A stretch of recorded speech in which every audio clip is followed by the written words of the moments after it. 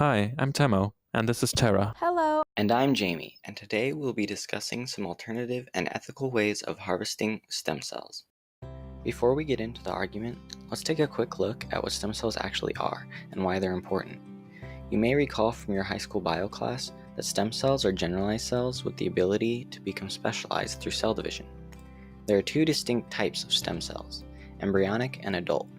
Adult stem cells exist throughout the body and are used to create only a small range of cell types, whereas embryonic stem cells come from embryos and are pluripotent, meaning they can become any type of cell in the body. It's for this reason that embryonic stem cells have the most potential for good. According to Foraz and McGuckin from the Cell Therapy Research Institute, around 70% of patients in several countries never find a liver donor, resulting in a mortality rate of 20% per year from the waiting list. Not only would stem cells fix this by increasing the number of available organs, but the cost of transplants would also decrease drastically. So how do we get all the embryonic stem cells to do this sort of thing? Well, that's exactly what we'll be covering today.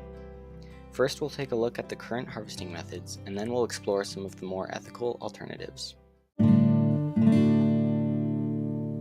The most commonly practiced harvesting method today is also the one that has sparked the most controversy in regards to ethics. This is mostly due to the fact that the embryo is killed in the process of retrieving its stem cells. The embryos used are obtained via donation or cultured in a lab using sperm and an egg. The desired cells are located at the center of the embryo, and in order to acquire them, the inner cell mass must be disintegrated. This essentially splits the embryo and leads to its death.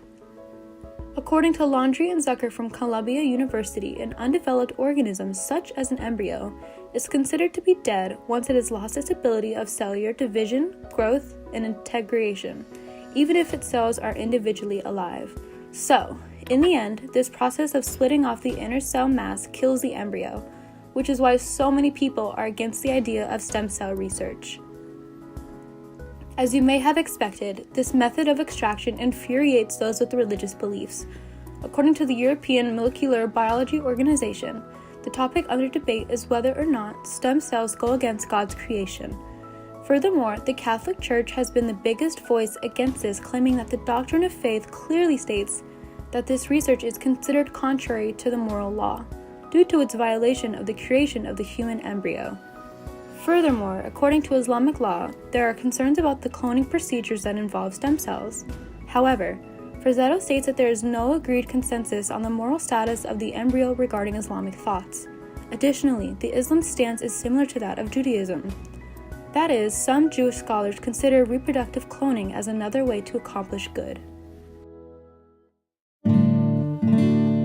Now let's compare today's current harvesting method to some alternatives. The most promising method being altered nuclear transfer, or ANT. As you can see from the diagram, this procedure involves taking a genetically altered nucleus from a non-sex cell and transferring it into a donated female sex cell called an oocyte.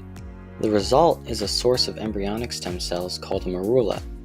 This means that at no point in the harvesting process is an embryo or human life at stake. However, this does require female donors to supply researchers with eggs for the harvesting procedure. Additionally, the process of ANT is very costly, which is why stem cell research needs the support of everyone so that it can receive further funding. But if this procedure is too inconvenient, there are always other ways to get embryonic stem cells without being unethical. Blastomere extraction, for instance, is an extremely safe procedure that occurs while an embryo is being tested for gene abnormalities. This method puts no extra stress on the mother, and most importantly, the embryo is not destroyed in the process. Because of this, blastomere extraction is seen as one of the more ethical and convenient options for acquiring embryonic stem cells. Aside from these two methods, there is one last notable way to collect stem cells. This involves extracting neonatal stem cells from the umbilical cord after birth. While this process does not yield embryonic stem cells, the cells it does provide have been shown to be partially pluripotent. This means that they can still solve a lot of health problems that we have, like diabetes, cerebral palsy, and some autoimmune disorders. The most exciting part about all of this is the fact that the stem cells are harvested post-birth, once the umbilical cord is out of the mother. As a result, the mother endures no further hardship, and the baby is not a part of the process in any way. So, although this umbilical cord method does not produce any embryonic stem cells, we still consider it important due to its promising pluripotency and lack of invasivity. Clearly, there are a variety of ways of acquiring embryonic stem cells that do not involve harming or even using embryos. Now, it's just a matter of making these procedures the norm.